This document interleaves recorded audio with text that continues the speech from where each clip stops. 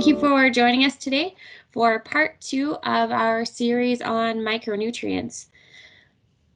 Micronutrient fertilizers, as we went through, or micronutrient options as we went through yesterday or last week, are essential for plant growth. And there are a lot of fertilizer options to help with those micronutrient needs.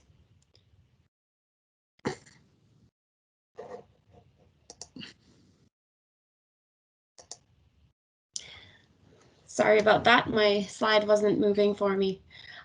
So there are 17 essential nutrients, and 8 of those are micronutrients. And while they aren't needed in large quantities, they are still very important for plant growth and development. As highlighted, and as I went over last week, boron, copper, zinc, and manganese are the 4 that are more commonly seen as deficient in soils in Alberta. To do a little bit of a quick review, bit of a reminder, micronutrients that are immobile in the soil, so they easily bind to soil particles, would include copper, zinc, manganese, and iron. And the micronutrients that are more easily precipitated out of the soil would be boron, chlorine, molybdenum, and nickel.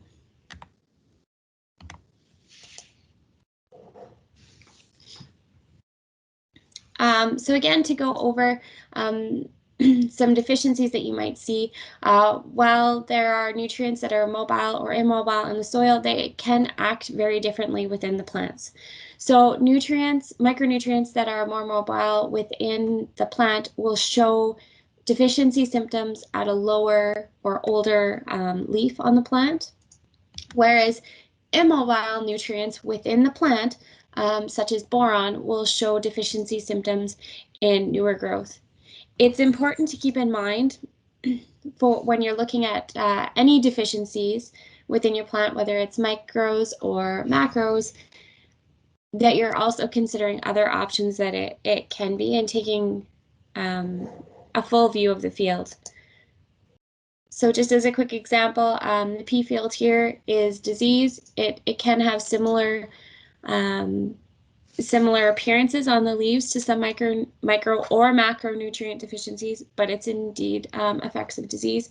And then as well, herbicide damage. So on the picture of corn here, there's some spotting. That's from herbicide damage. It's not from any nutrient deficiencies. So it's important to take those factors into account if you're trying to determine if you do have any deficiencies in your soil. And a great way to test that is through soil sampling or tissue sampling. So a survey was done by Yara Canada years ago, covering soil sample results for the prairies.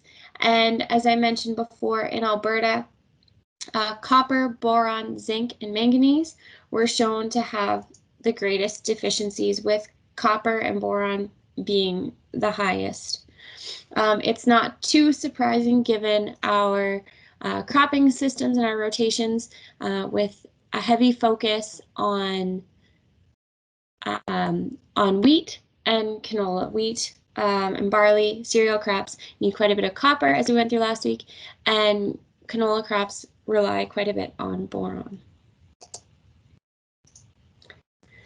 Just a quick question, Samantha, can we interrupt, or we are not? Oh, yes, of course. Okay, thank you. So there, zinc, where is the prevalence of zinc deficiencies? Is there the south, or? I know in Alberta it comes until 3rd place. In Saskatchewan is more prevalent, but yeah, it's more in the south. So in more your sandier soils, I have seen some zinc deficiencies kind of throughout the province. But if you have a sandier soil profile, that's where you would be having an increased likelihood of a zinc deficiency. Okay. Okay, thank you. Which is why it's much higher in Saskatchewan. Mm-hmm. Okay, thanks. Yeah.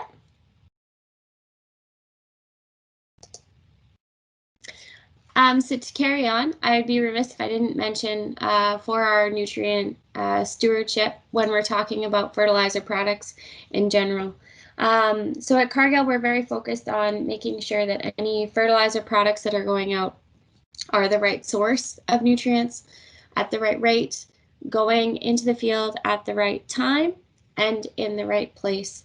And so throughout the rest of this presentation, when I shift a little bit more into specific types of fertilizer products and a few specific fertilizers, to keep that in mind when you need to be making those fertilizer choices.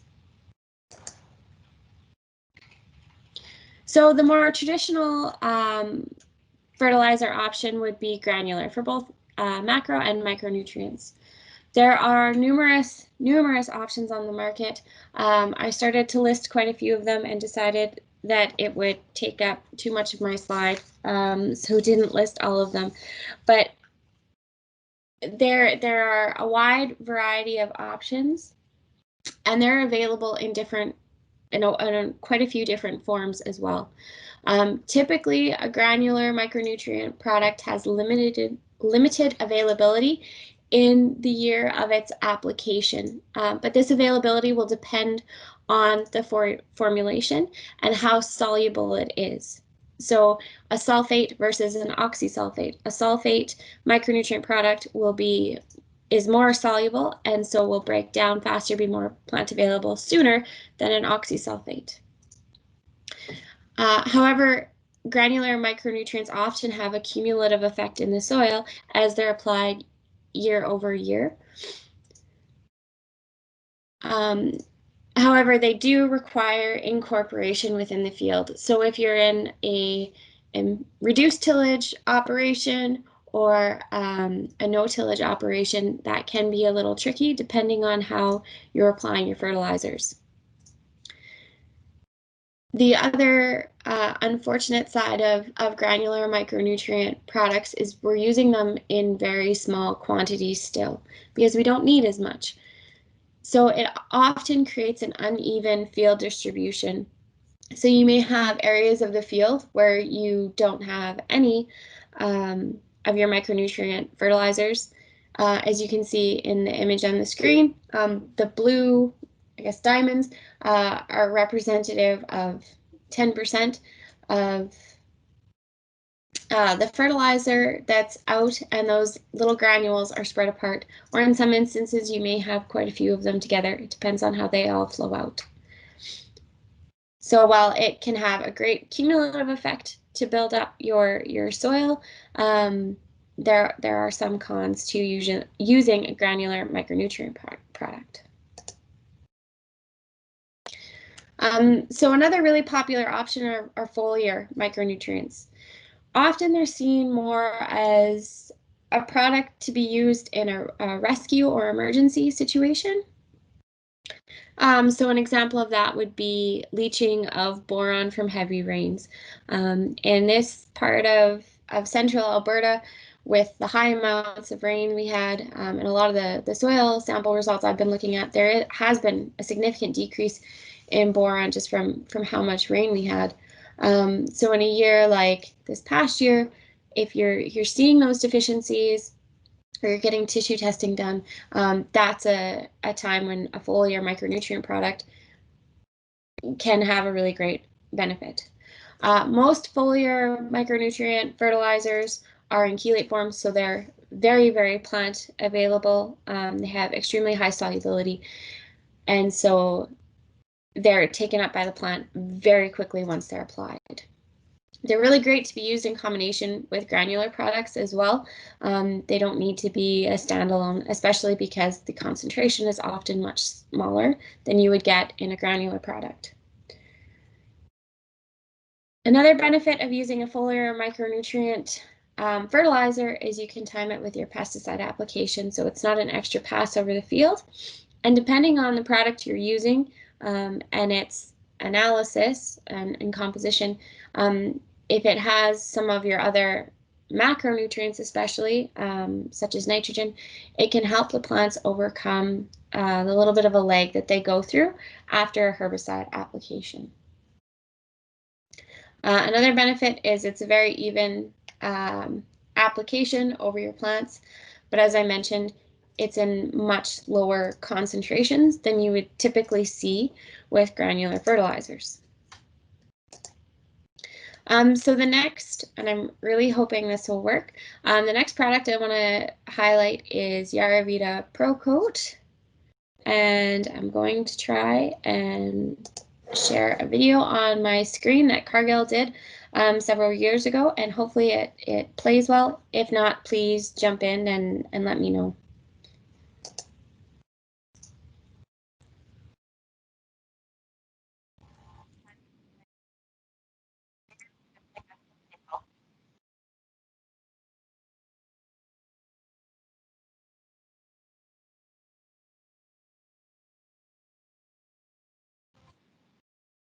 We're not really hearing the volume, Samantha. Okay. We can probably access it directly. Yeah, okay. So I've got the link posted here, and you can also search Yaravita Pro Coat Cargill, and that video will come up. So I was a little bit planned for that not working well. So this is the one thing to highlight. And next week, for part 3 of our series, I'm sure Sabrina will touch on this more when she goes through the logistics of ProCoat. So ProCoat is an oil-based micronutrient product that coats your regular fertilizer blend. So it is colored, so you will see a difference in your fertilizer. And because it's oil-based, there is significantly less dusting of your fertilizer than you would normally see. So please feel free to take a look at that YouTube video. Sorry, it didn't work very well, but it really highlights some of the benefits. So as I mentioned, Yaravita Pro Coat is an oil-based micronutrient that's added to your regular granular fertilizer blend. It's in multiple different formulations that I have listed here. So depending on what you need in your soil, adjust, I guess, your blend to make sure that you're getting those micronutrients. So there's a ProCoat boron product, copper, manganese, zinc, and then there's also combination products. So there's BCMZ, which would be your boron, copper, manganese, and zinc together, and just straight BMZ, so your boron, manganese, and zinc without copper. The really, really great thing about ProCoat is that you're getting a little bit of your micronutrients on every single granule of your fertilizer. So it's much more even distribution. It's also in a formulation that's easily plant available. So that even distribution means for micronutrients that bind to soil particles like copper, zinc, and manganese, the plant roots are able to find that much more easily than if it's dispersed and not mobile. The formulation is readily plant available, so when you see those, so once it's applied and your roots are going down, your granular fertilizer is breaking down, those micronutrients can be picked up by the plant roots very, very quickly. So next week, for part 3 of this discussion, Sabrina will be going over, she's our retail manager in Leduc, and she'll go over more of the logistics of ProCoat and how it's applied. So I don't want to get into too much of that, but we've seen a really huge benefit to crops that have shown either in the soil samples where they've shown deficiencies or close to deficiencies where we've been adding these products, again, micronutrients aren't needed in a huge amount, but they're still very critical to helping with plant growth and development, as we went through last week.